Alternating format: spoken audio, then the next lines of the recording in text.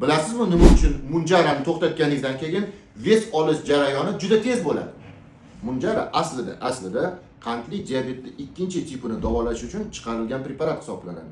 Uning asosiy ta'sir qiluvchi vositasi bu tirzepatit deb aytiladi. Munjara emas. Bu farmakologiskiy nazvaniyasi, nomi tirzepatit. Demak, endi men sizlarga oddiy xalqqa, oddiy insonga tushuntirish uchun buni ta'sirini qanaqa mexanizmga egaligini tushuntirib beraman va undan keyin sizga aytamanki, nima uchun siz bu preparatni to'xtatishingiz bilan siz oldingi vesingizga juda ham tez qaytib kelasiz. Qarang, organizmimizda oshqozon gormonlari va ichak gormonlari juda ham kuchli faoliyat yuritadi.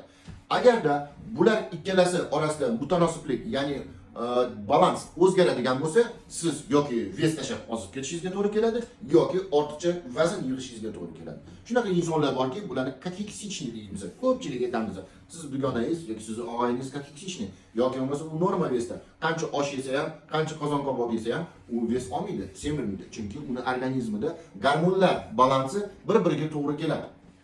Ortiqcha vaznda bo'lgan bemorlarning gormonal disbalans bo'ladi. Gormonal disbalansi deganda, demak, semirishga, moyillikka olib keladigan gormonlar juda ham ko'p miqdorda bo'ladi.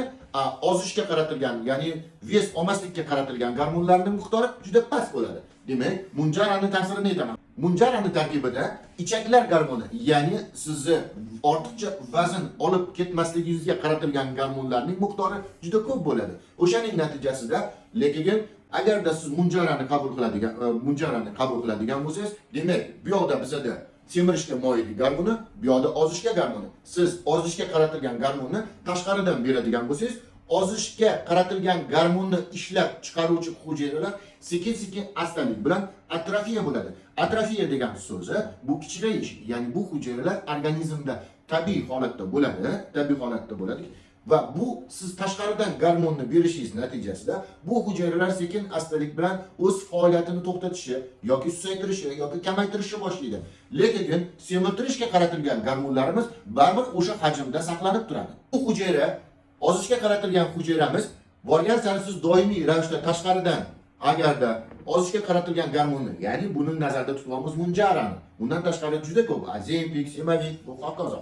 Demak, siz tashqaridan beryapsiz, tashqaridan bu gormonni beryapsiz va sizni organizmingizda ozishga qaratilgan hujayralar sekin astalik bilan kichiragadi va kamayishni boshlaydi. Ya'ni ertaga bu gormonni to'xtatib qo'yadigan bo'lsangiz, bu hujayralar o'z-o'zidan birdaniga kattalashib, o'ziga kelib qolmaydi. Oldingidek ozishga qaratilgan gormonni baribir ishlab chiqara olmaydi. O'shaning uchun munjarani agar ozishga ishlatadigan bo'lsangiz, oldin siz 5 mg dan, keyin 10, keyin 20 mg ga sekin astalik bilan ko'tarishni boshlaysiz. Nima uchunligini bildingizmi? Nima uchun deganda, demak, ichak gormoni yoki bo'lmasa ozishga qaratilgan gormonlarni hujayralari sekin-sekin astalik bilan kichirayishni boshlaydi va organizmi tabiiy holatda ozishga qaratilgan gormonni ishlab chiqarishi kamayadi va to'xtaydi. Endi bu yoqdacha semirishga qaratilgan gormonchi, semirishga qaratilgan gormonimizchi hujayrasi battar semirishni boshlaydi, battar ko'payishni boshlaydi. Nimaga degandaki, bunga bosh miyadan yoki organizm umumiy tuzilishidan, stress holatidan, kortizoli ko'payganidan, demak, bunga talab kelyaptiki, sen ko'proq ishlagin, sen bu organizm yog' yig'ish kerak, semirish kerak degan buyruq berilgan natijasida bu yana ham kuchliroq ishlashga va tashqaridan kelgan gormonni yana podavlyat qilishga, ya'ni bosishga qarab ishlashni boshlaydi. Va siz agarda munjarani to'xtatadigan bo'lsangiz, birdaniga organizmda semirishga ishlab chiqaradigan gormonlarning disbalansi juda ham kuchli ta'sir qiladi. Ya'ni organizm birdaniga ko'p ovqat yeyishni boshlaydi va bu semirishga qaratilgan gormonlar juda ko'p miqdorda qonga chiqadi va ozishga qaratilgan gormon organizmga juda kam miqdorda ishlab chiqarishni boshlaydi.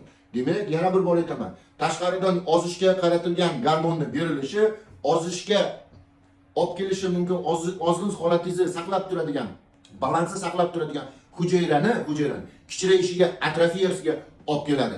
Bu esa o'z navbatida agar tashqaridan gormon berilmasa, u gormonni kam holatda ushlab turishiga olib keladi. Естественно, tabiiy holat bu, agarda bu gormonimiz kam bo'ladigan bo'lsa, bu gormonimiz ko'p bo'ladigan bo'lsa, siz tez orada o'zingizni vesingizni yana yig'ib olasiz. Plus ustiga yana qo'shimchasi bilan.